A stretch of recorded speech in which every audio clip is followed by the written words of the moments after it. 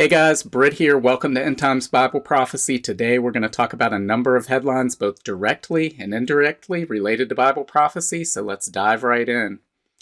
This first story is from Zero Hedge. It's titled, Russia Warns That World's 5 Nuclear Powers Are on Brink of Direct Armed Conflict. This is from the Epoch Times. It says, Russia's foreign ministry said it fears that the world's 5 declared nuclear powers are on the brink of a direct armed conflict, with Moscow warning of a catastrophic fallout and insisting that avoiding a clash is its top priority. The Kremlin statement issued on November 2nd accused Western powers of encouraging provocations with weapons of mass destruction and called on the West to stop or face the prospect of catastrophic consequences. Western powers, by contrast, have accused Moscow of issuing repeated threats to use nuclear weapons as its invasion of Ukraine has faced setbacks and to pressure Kyiv into accepting concessions. The Kremlin recently accused Kyiv of planning to use a radioactive dirty bomb, claims that Ukrainian authorities have denied. Following a Ukrainian attack on Russia's Black Sea Fleet in Crimea last week, Russia's foreign ministry issued a statement on Thursday warning the United Kingdom of unpredictable and dangerous consequences after earlier accusing London of helping Kyiv orchestrate a drone attack on its ships in the port of Sevastopol. Such confrontational actions by the British pose the threat of an escalation and can lead to unpredictable and dangerous consequences, the ministry said in a statement. The UK, which Russia is also accused of being involved in the Nord Stream pipeline explosions in September, is one of the world's 5 major nuclear powers. Meanwhile, Russia's foreign ministry said in the November 2nd statement that it sees avoiding armed conflict between nuclear powers as a key objective amid simmering tensions over the Ukraine conflict. We are strongly convinced that the current complicated and turbulent situation caused by irresponsible and impotent actions aimed at undermining our national security, the most immediate task is to avoid any military clash of nuclear powers, the ministry stated. The Kremlin added that it continues to stand by a joint declaration issued in January in which China, France, Russia, the United Kingdom, and the United States pledged to do everything in their power to avoid a nuclear clash. We affirm that a nuclear war cannot be won and must never be fought, the January joint statement reads. As nuclear war would have far-reaching consequences, we also affirm that nuclear weapons, for as long as they continue to exist, should serve defensive purposes, deter aggression, and prevent war. So guys, here we see yet again more and more talk of nuclear war and use of nuclear weapons on all sides of this Russia-Ukraine conflict.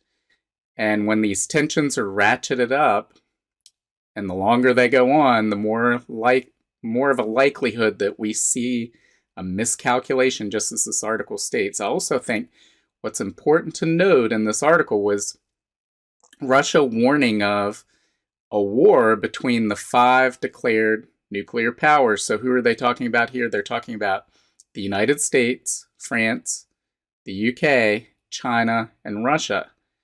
Now, if you think there's going to be a nuclear war not between 2 of those 5 powers, but all 5 of those powers, well, whose side do you think China is going to be on? And so I think this is sort of a read in between the lines, tacit admission that Russia and China are aligned together very closely in the midst of this conflict, and they are trying to create a bifurcated world economy through use of the BRICS nations alliance and creating new currencies using their manufacturing capacity, their natural resources to take over and control large portions of the global economy. But I think this clearly states which side China is on. But I want to go to another article. This one's from Zero Hedge as well, and it fits hand in glove with what we're just talking about. It says, Give Kremlin a warning. U.S. nuclear apocalypse submarine enters Mediterranean Sea. Multiple reports show the world's largest nuclear submarine, the USS Rhode Island, left the port of Gibraltar on Spain's south coast last week and was last seen entering the Mediterranean. British newspaper Daily Express said the nuclear submarine is reportedly heading toward the Black Sea. The Italian newspaper La Repubblica said USS Rhode Island, which arrived in Gibraltar on November 1st, entered the Mediterranean Sea on Friday. The Ohio-class nuclear-powered ballistic missile submarine can carry 24 Trident II missiles capable of hitting targets 18,000 kilometers away. Rhode Island emerges in Gibraltar armed with intercontinental missiles and hundreds of nuclear warheads on a mission to get the Kremlin a warning, La Repubblica wrote. Of course, we see they have pictures down here that go along with the story. Again, I want to focus on what they're saying here. On a mission to get the Kremlin a warning. Guys, we shouldn't. This is a game of chicken between the world's nuclear powers, and it's a very dangerous game that's being played. Missions should be to accomplish a purpose other than giving a warning. I mean, this is very brash and provocative. I don't understand why there's this need for this level of provocation. Russia knows what the United States has. They know what the United States is capable of. Why do we have to put it on full display and put it in the media and risk some sort of a backlash or a miscalculation, as the last article said, that could lead to dire consequences? Now, in regard to Bible prophecy, we know that rumors of war is one of the things that we would see just before Christ's return. Will we see a major war between the nuclear powers as suggested in these articles? I believe the answer is firmly no. Now, we may see, not in the sense of a cataclysmic worldwide full launch of all nuclear warheads and destruction of human life and the planet. The Bible is very clear when Jesus comes back at the glorious appearing at the end of the tribulation, there's still people around. The world continues to exist during the tribulation. Lots of commerce goes on. Lots of sort of regular routine things are happening, even though some far-reaching crazy events are taking place. So the Bible makes it clear the world will not be destroyed. Humanity will not be destroyed by nuclear weapons. That said, that does not mean that there can't be some sort of regional exchange or limited exchange of nuclear weapons in a conflict like what we're seeing in Russia with Russia-Ukraine right now. And that could have very dire consequences, not just for the people directly impacted by that nuclear strike, but for the global supply chain, which people rely on for food, fuel, and items necessary for everyday life. If we had any sort of nuclear exchange, even if it was just limited to a small area, odds are that would have major repercussions for the global supply chain, and it would impact the entire world, in addition to the people who would be directly impacted. So this isn't anything to play around with. Hopefully we'll see a backing off from the posturing that's taking place in this conflict, but we've seen this for months on end now. And these things have been war gamed out, and they do not turn out well. I don't understand why this avenue is being pursued like this.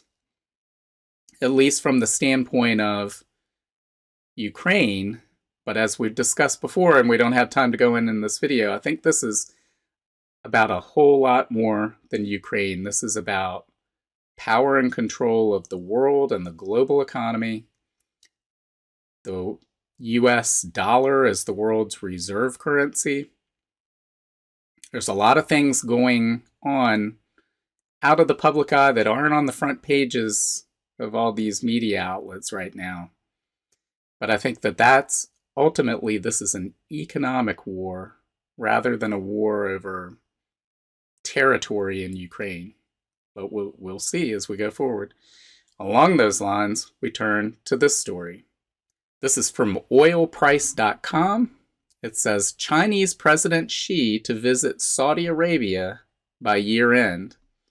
Chinese President Xi Jinping is expected to visit Saudi Arabia by the end of this year as the world's top oil importer and the top oil exporter strengthen energy and strategic ties while U.S.-Saudi relationships are at a historically low level.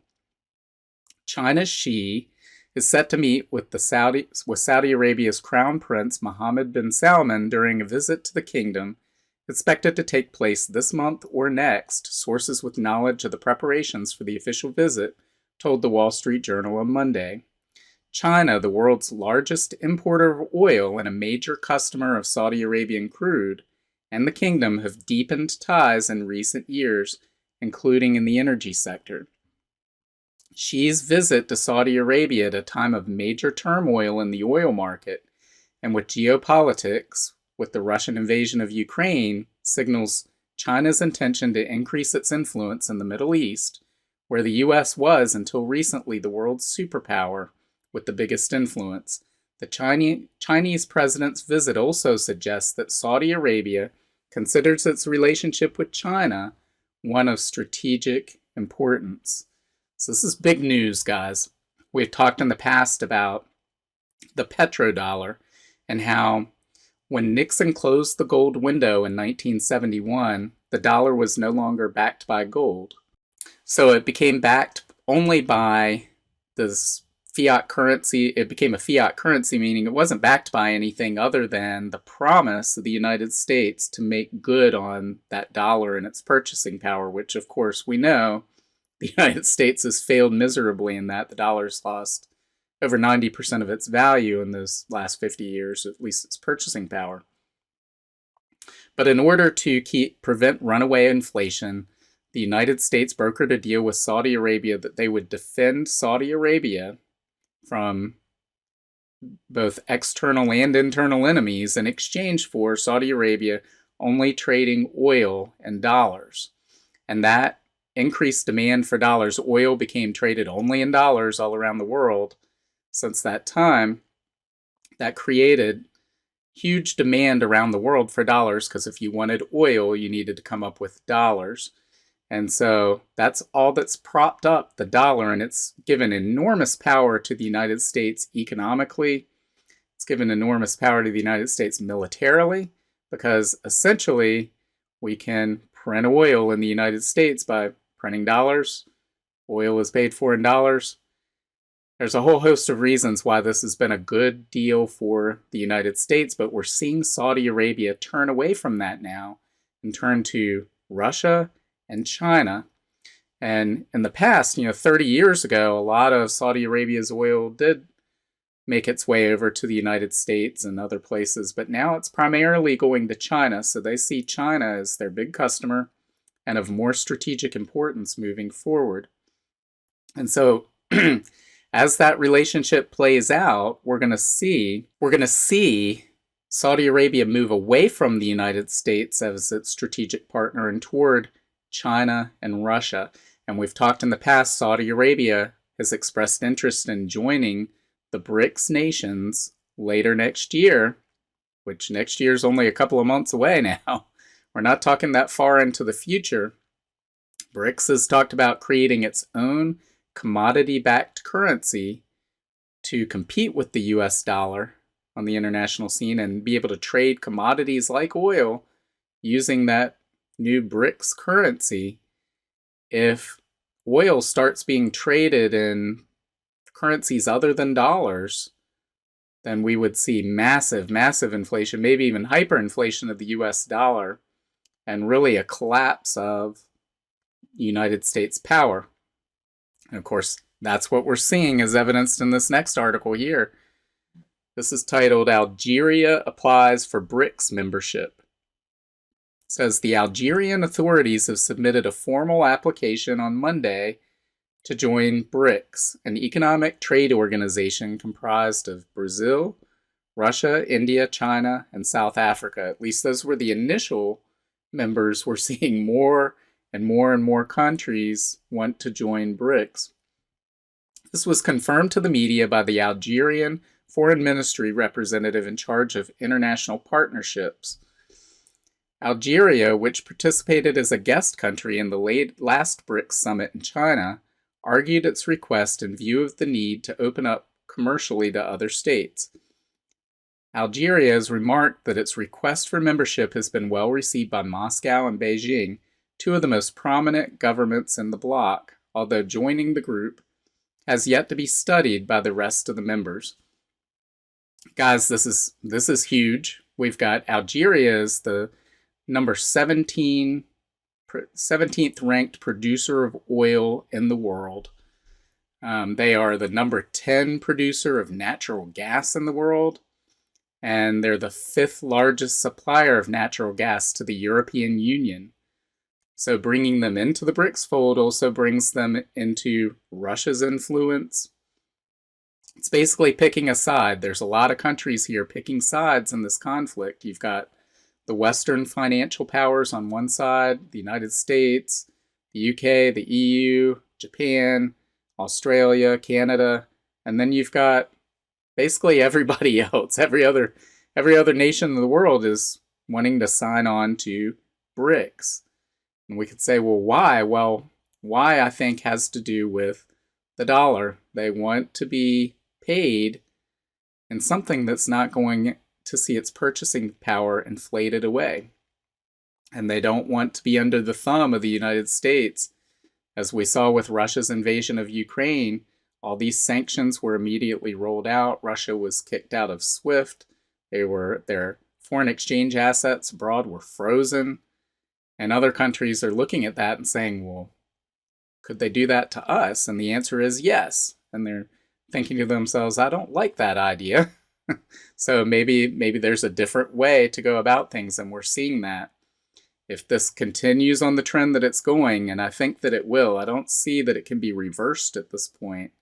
We're going to ultimately, not tomorrow, maybe not next year, but sometime in the somewhat near future, see the value of the US dollar collapse as fewer and fewer nations use it as a currency for international trade. And so this weakens the United States. It weakens the United States military by default. So we'll keep an eye on this story as it unfolds as well. Next, we have this from Remix. It says, Italy is a fully sovereign country. Germany demands Italy's conservative government allow 1,000 immigrants on NGO ships to dock in Italy. So we read on, it says 3 NGO ships, this is non-governmental organizations, with more than 1,000 people on board are waiting to dock off the Italian coast, but Prime Minister Meloni and the Interior Ministry are firmly refusing German demands that the ships dock in Italian ports. Rome's foreign ministry confirmed on Thursday that it had previously sent a verbal note to Berlin asking it to accept the migrants on board the German-registered Humanity 1.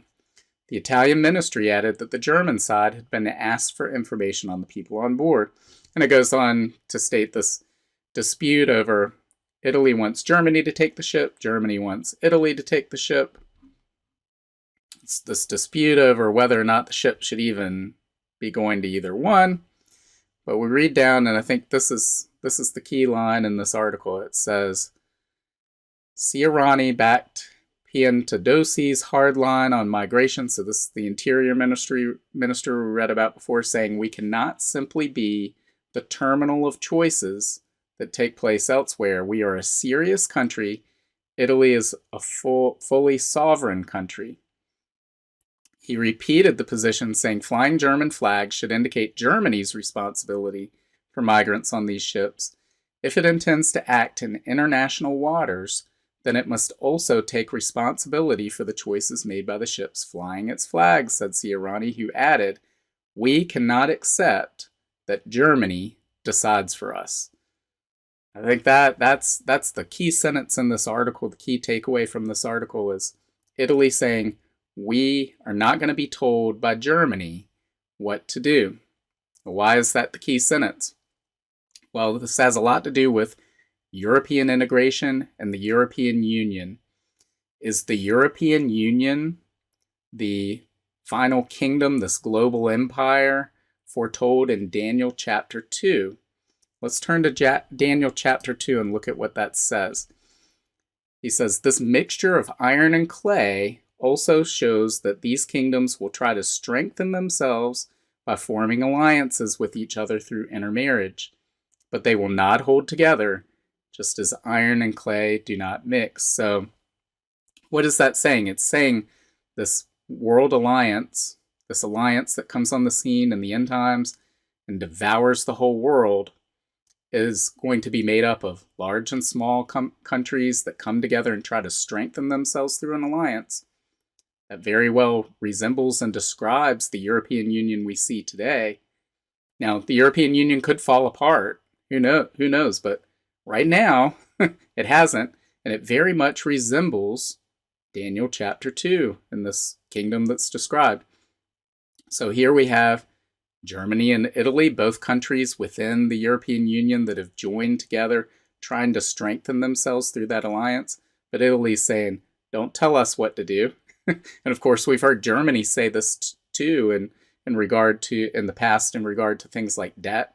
Well, we're not responsible for Italy's debt. We run our government in good fiscal order. Why should we be responsible for the massive debts that Italy has taken on? So you see the very volatility, this inability to fully mix and combine that Daniel chapter 2 describes. And of course, we know from Daniel chapter 9, the Antichrist will come out from among the people who destroyed the temple, which would be the Romans. And where's Rome? But it's in Italy.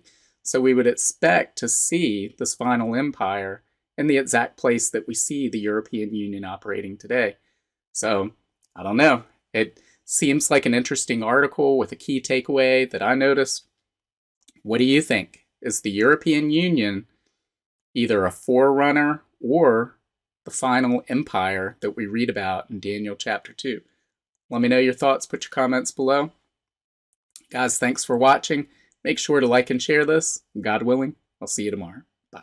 If you want to learn more about the end times and Bible prophecy, make sure to sign up for my free monthly newsletter and get your copy of my free ebook, 7 Signs of the End Times. Just follow the link in the description to get your free book.